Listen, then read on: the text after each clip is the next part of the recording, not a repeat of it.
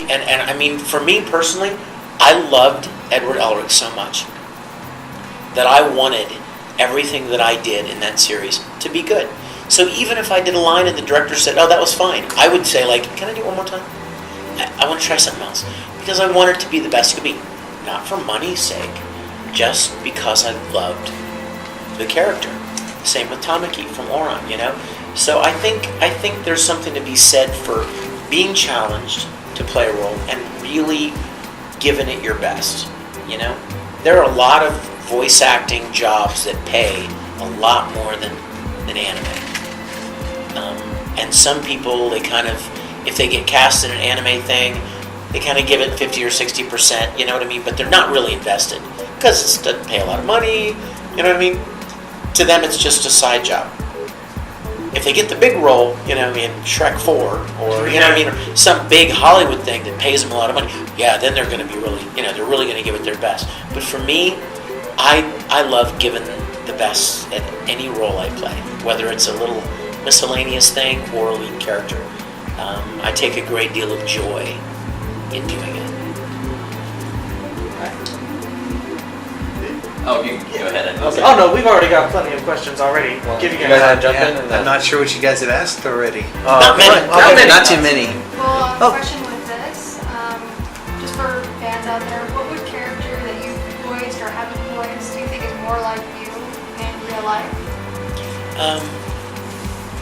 For the longest time, I used to say there was a character in a not as well-known show that I played. The show was called Princess Nine.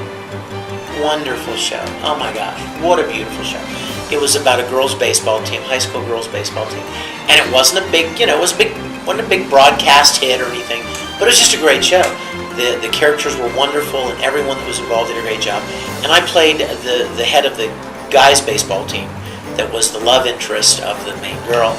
And I just loved him. I thought he felt a lot like me.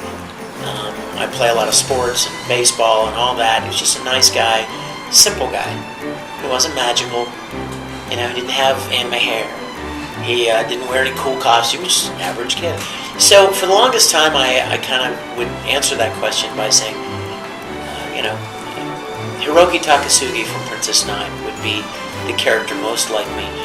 But so you say tofu a lot. Exactly! Yes, you remember the series. Yes. Oh my gosh. The ending to that one irritated me so much because of your character, actually. But it's okay. He was a great guy. I didn't write the show. I just... I'm not responsible for how the show went. No, it's cool. But then, you know what? But then I kind of threw that out the window when I did Oran High School. I love Tamaki Suo so much. And I'd like to think that he and I have a great deal in common. So I would have to say maybe... No, not so much the hair as much as just personality-wise. I kind of tend to spaz out, but then, I try to be romantic and soft-spoken and charming on occasion, And then, like, he plays the piano, and I play the piano. And he's kind of a loner who creates this club to kind of feel like he has a family. I identify with that. So I would have to say Tamaki now. So, so you kind of think of us as your big extended family, right? Yep. Kind of. Okay. What would you be doing if you didn't get into voice acting or music? You know what? If I'd never gotten into voice acting, I would probably be doing several things that I'm still doing now. Before I started voice acting, I was writing and producing music professionally. I worked with a lot of ad agencies and production companies, writing music for television and broadcast and radio and commercials and stuff like that. I produced records for other artists. I also would be doing video and film production work. My college degree is in film. And I also do graphic design work. And the funny thing is I still do all those things, just not as much as I would if I didn't have this whole career in voice acting. But I still look for ways to do those things. Why? Because I love them. Not because I get paid. I love them. So I am blessed beyond most human beings to get the chance to do something I genuinely love and actually get paid for it. That is a tremendous blessing. And I don't take it for granted. So how did it all start for you? Where did you get your big break? When did you become Vic Mignogna? I don't even He know was what that born. means, but you know what? Let's see, maybe 12 or 13 years ago, I was working on a video production in Houston, Texas. And there was a guy working with me, and he said, "Hey, you have a lot of acting experience, don't you?" I'm like, "Oh yeah, I've been doing stage and like theater and stuff like that a long time, since I was like 8 or 9 probably." And he said, "Oh my gosh, you ought to go to this place in town called ADV Films, and you should audition for them. They take these Japanese animated shows and they dub them into English, and they need actors." That sounds like fun. I didn't ask him how much he paid. I didn't even care. It just sounded like fun. So I went and auditioned. ADV, you could fit in this room. It was a little tiny studio made up of people like us who kind of love what we do, and they just wanted to make anime available to the English-speaking, world. And so I auditioned, and I got cast as Vega in Street Fighter 2. And then we did Street Fighter 2, and that was fun.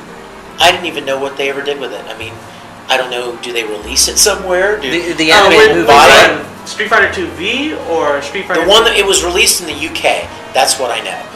But my point is at the time, I didn't even really know whatever happened to it when we finished it.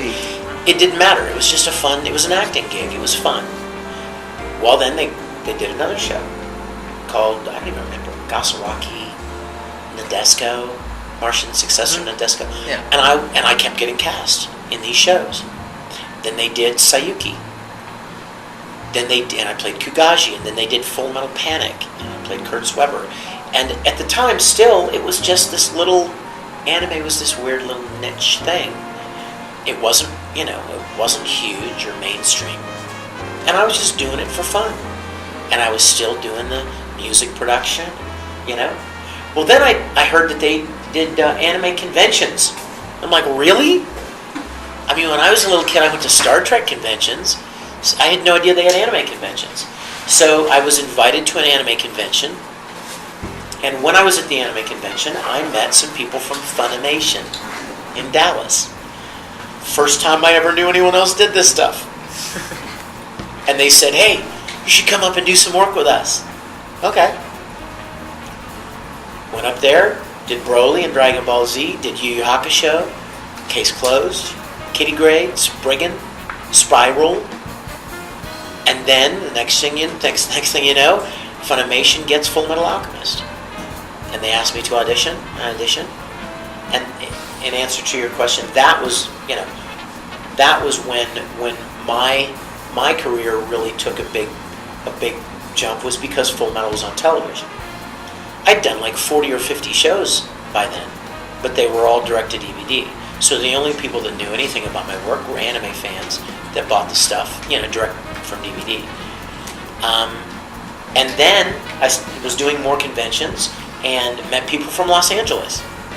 And they were like, "Hey, you should come out here and do some work out here." So I started working in LA, and I started doing stuff like Naruto and Vampire Knight and Bleach and,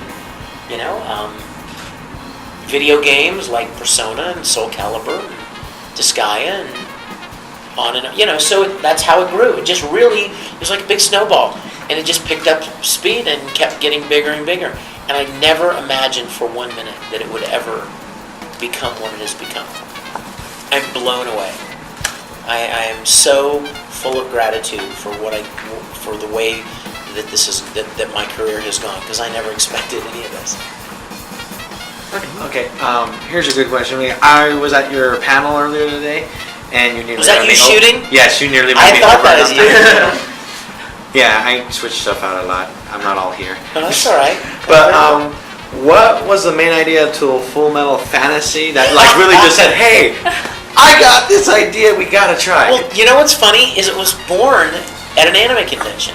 I was at OhioCon in Columbus, and a girl came up to me. This was right when Full Metal had started. And a girl came up to me, and she was dressed as Edward Elric, and she said, "Can I take a picture of you wearing my coat?" And I was like, "Sure." I'd never put on the red coat before or dressed up as any character. So she lets me put on her coat, And all of a sudden, like there were 100 people taking pictures. And I thought, this is crazy, you know? And all weekend long, kids were like, you should totally cosplay as Edward Elric. And I was like, no, I shouldn't. I'm way too old and, you know, way too tall. But then that got me thinking, what would be a story that I could make up where I could play Edward, where I could get in costume? So I made up that story, wrote that story on the plane on the way home, and then I started asking some other voice actors if they'd like to be a part of it. And then we just got together one weekend and shot it. And it was so much fun. So was it difficult to convince the other cast to do that? Or They were all just crazy so fun? excited to do it. It was not difficult in the least. They were very excited to do it. Because nobody had done that. And most of them, quite honestly, most of them were just as excited about Full Metal as I was. Because, you know, you can do lots and lots of shows, and they're great shows. But then something grabs you. You do something that's like really awesome. And for me, Full Metal was one of the first shows that I did that I was like so invested in it. Like when something would happen that was sad or very powerful or emotional, dude, I was bawling in the voice booth as I was recording a lot of the things from Full Metal.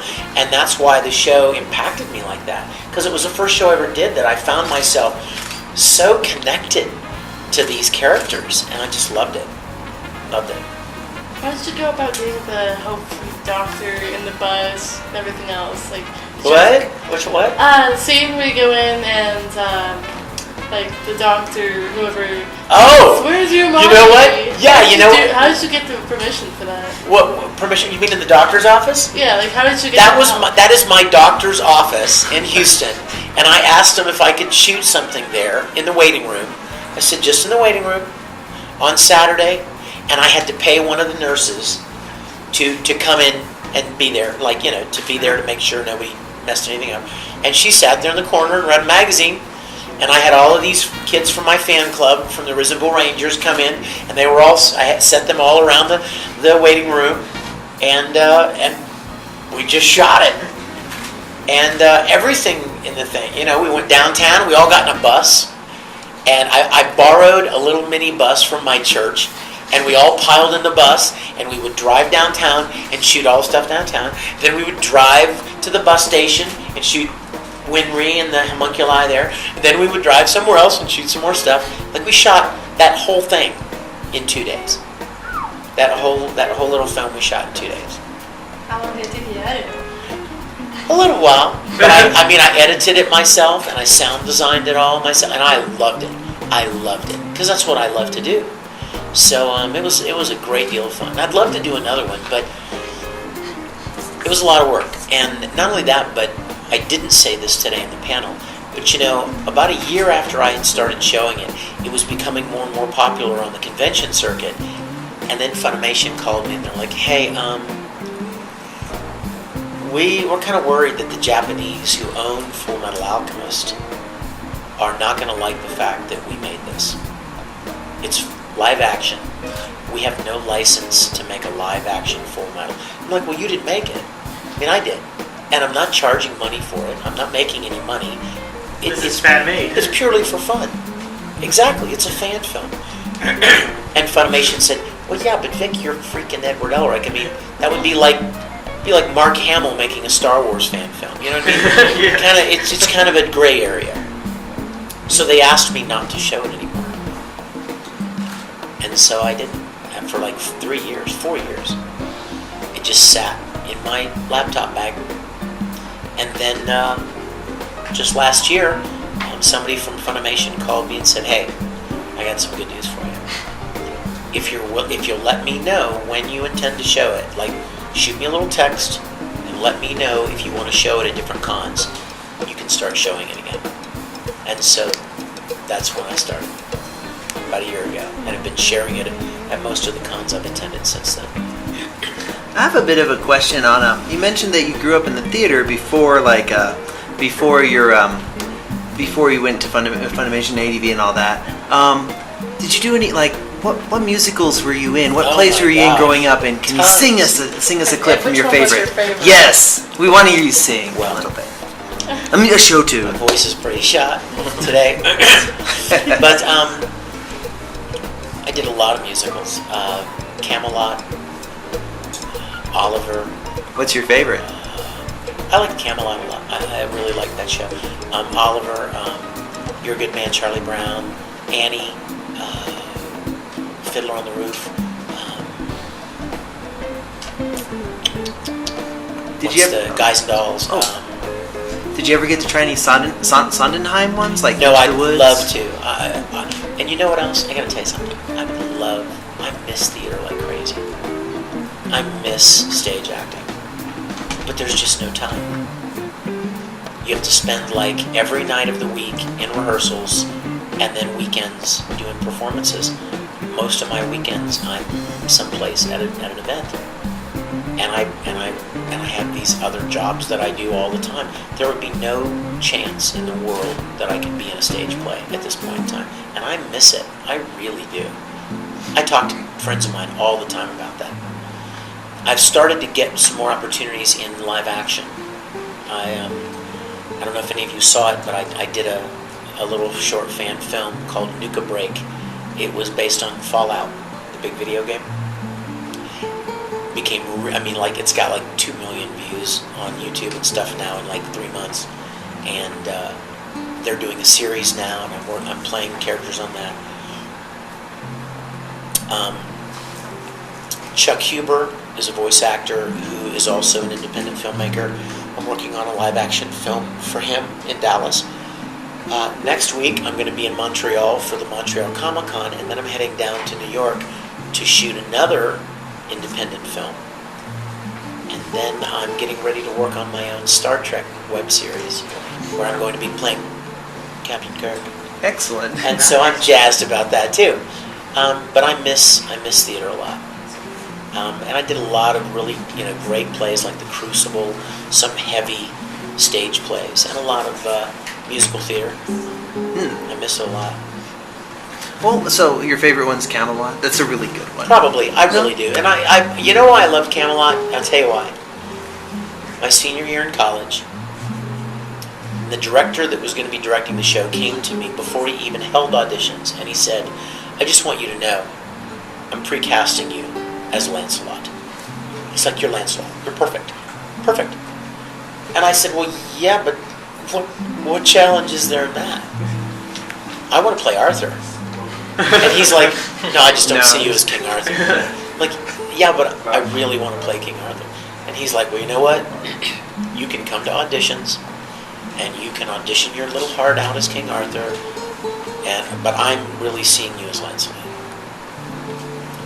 So I went to auditions, and I gave it my best shot as Arthur, and he cast me as King Arthur. That's why I think Camelot is probably my favorite. Because I really wanted to play something that the director didn't see me playing. It's like, he was so funny. Yeah. He was like, "I hope you know what a big bind you've put me in now, because now I don't have anybody to play Lancelot." I'm sorry. So, so a lot of actualization, huh? Like, it's because pretty much like you set your goal for that, and then you go out and do it, and that's very admirable. That's a lot of questions. You may fail, admirable. but you never succeed if you don't try it. You don't even have a chance of getting cast in something if you don't audition for it, or of achieving something if you don't try it. And I'm going to reiterate again. I said this earlier, but I'm so enormously blessed in my life. I told my girl the other day, if I was getting on a plane and flying someplace, and I was calling her before I turned my phone off on the plane, I said, "You know what, something, sweetheart? If this plane went down right now, I have lived the most wonderful life. I have been more blessed to get to do things that I love, and experience so many great things, that if my life ended today, I have had a wonderful life." And that's honestly how I try to start my day. I wake up every morning and I kind of drop down to my knees and just thank God for the privilege to get to do stuff that I love, and to get to interact with people all over the world, and hopefully do things that people enjoy, make them laugh, make them cry, entertain them, and maybe even in a lot of cases get the chance to have some kind of a positive impact on a lot of kids that are at real pivotal places in their lives. I get 100 fan letters a day. Emails. And I'll sit up until 2 in the morning every night answering all of them. Because I take the opportunity to be able to share something with these people very seriously. And I want them to know how much I appreciate their support of my work. And so I long after the anime is over, there could be people out there that I might have been able to have a positive impact on that's much more valuable than any show I may have been in, you know?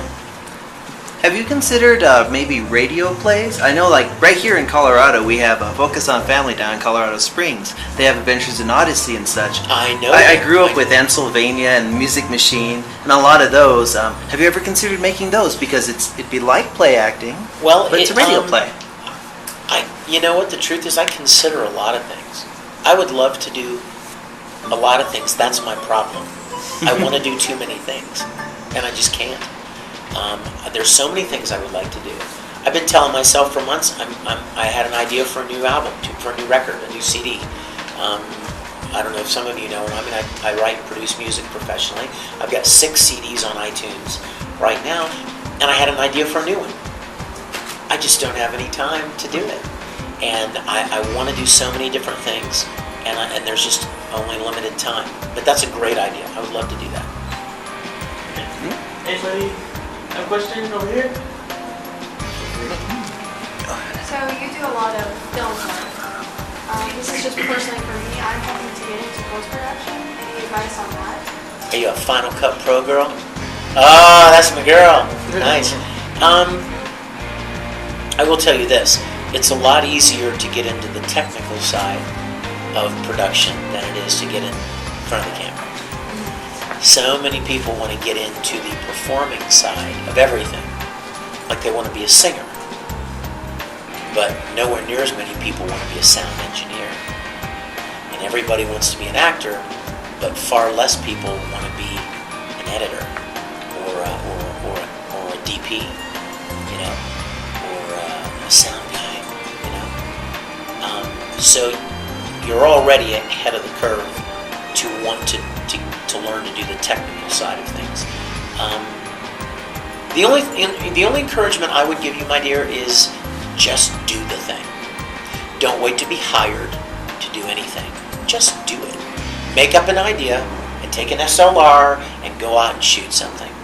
Make up a story and shoot it and cut it. And then sound design it.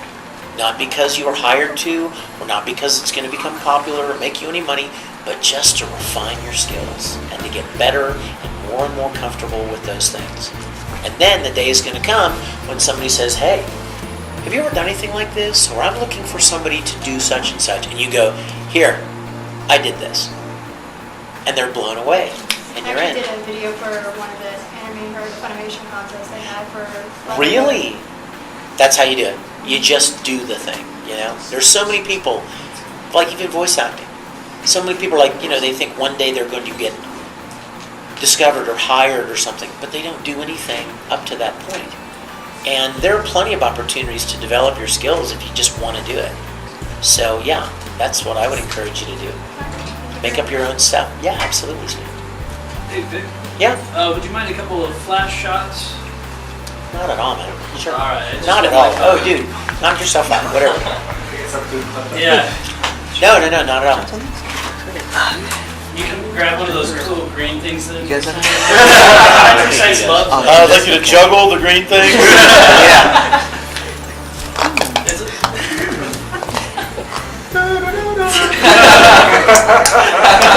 I used to be able to do this. These are big balls.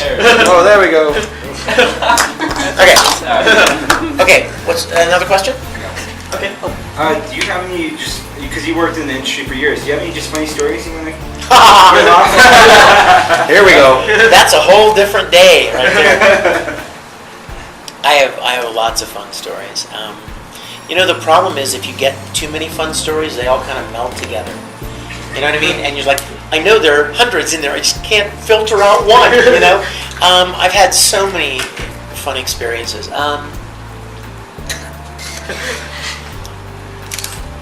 Oh gosh, let's see. use the one today you did in the what? You kiss the guy on the cheek. That was kind of weird. But you know, I have this thing that I love to do every once in a while. In the recording studio, you've got a control room where the engineer and the director sit. And the director's sitting in front of a computer, and he's got the script on the computer. And then you're in the booth as the voice actor. You're in the sound booth, and there's a monitor in the booth, and a computer monitor, and that monitor is being fed by the director's computer. So you're looking at the same script the director is looking at, right? So Mike McFarlane, who directed some of Full Metal, he always has a tendency to read your line, out loud before you record it. I think it's kind of his way of checking to make sure the line sounds right or was written right. And usually I've already read it. Like, you know, it may be something like, you know, this may be our only chance to get the Philosopher's Stone. Let's say that's the line. This may be our only chance to get the Philosopher's Stone.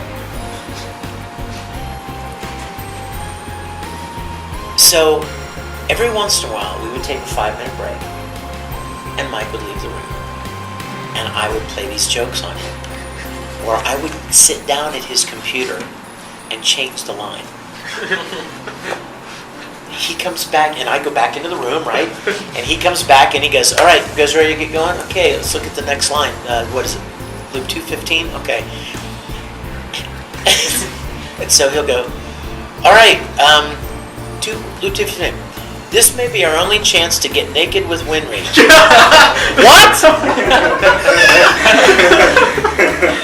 And it could be anything. But, you know, this is a script that somebody wrote, you know, months ago. So he's not expecting any kind of weird. So I'll like throw weird little things in occasionally into the script. We have a lot of fun making up different lines for different things. Outtakes are always fun.